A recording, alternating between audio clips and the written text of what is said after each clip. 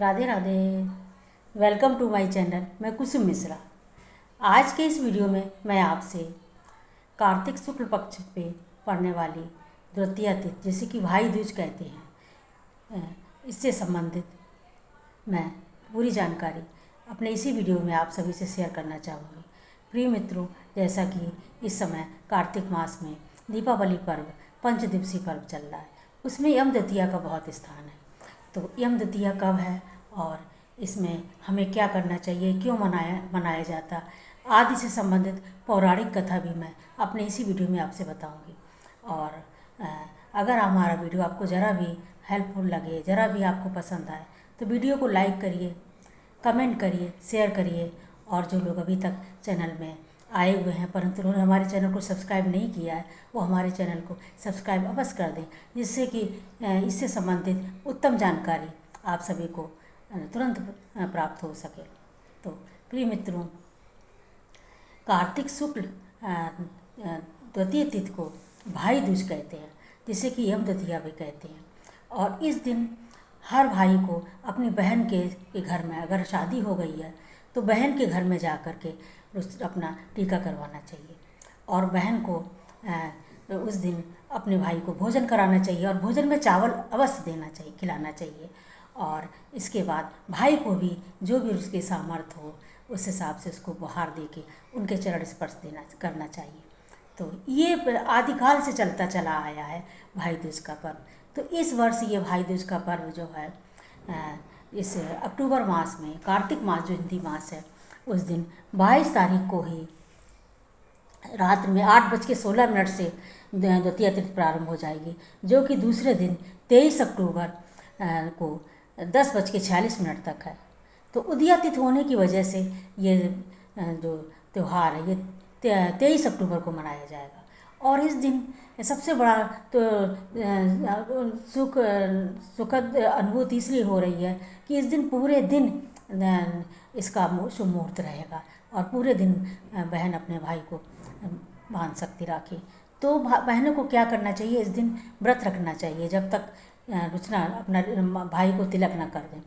तो अगर भाई दूर हैं अथवा भाई को कहीं और भी जाना, कई बहनें हैं, सभी के यहाँ जाना, समय से नहीं आ पा रहे हैं, तो उनको ये करना चाहिए, प्रातःकाल उठ करके स्नान ध्यान पूजा वंदन करने के साथ अपने लड्डू गोपाल घर में हैं अथवा गणेश जी हैं अथवा हनुमान जी, जिनको भी भाई स्वरूप मान करके उनको टीका कर देना चाहिए, उनको तिलक लगा देना चाहिए। और उसके बाद जल आदि पी लेना चाहिए और कुछ खा पी भी लेना चाहिए अगर लेट हो रहे हो तो क्योंकि नंबर 1 तो पौराणिक कथा ये है कि इस दिन भीमासुर का वध करने के बाद भगवान श्री कृष्ण अपनी बहन सुभद्रा के घर गए थे। तो सुभद्रा बहुत खुश हुई थी और अपने भाई की बहुत आवभगत करने के साथ उनको तिलक किया था। तो तब से ही ये परंपरा चलती आई है कि हर बहन अपने भाई को तिलक करती है।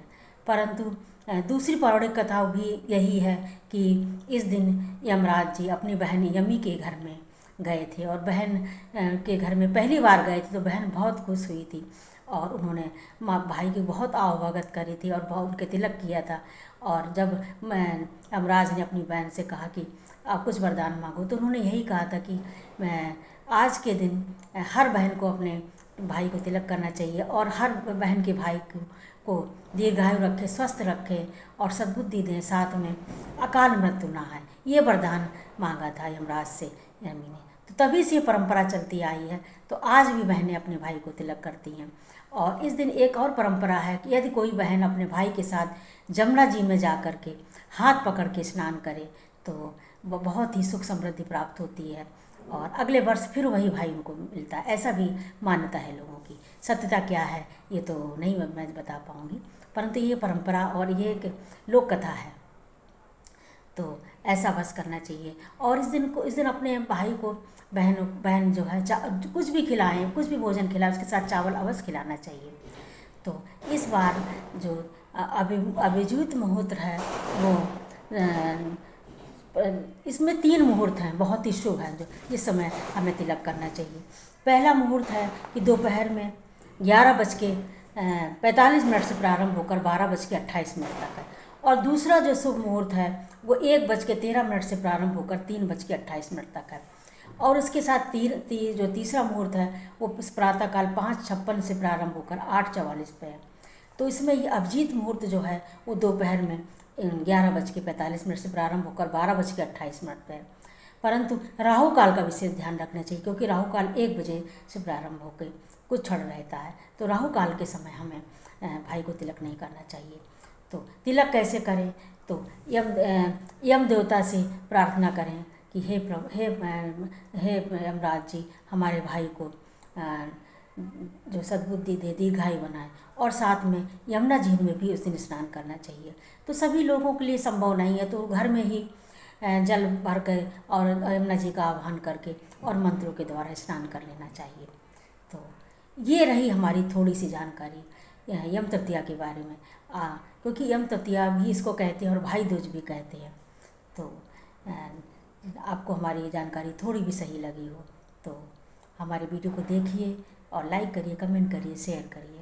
साथ में हमारे वीडियो देखते रहिए और अगले वीडियो में बहुत अतिशीघ्र मिलती हूँ। तब तक आप स्वस्थ रहिए, मस्त रहिए और हमारे वीडियो देखते रहिए। धन्यवाद। जय श्री राधे।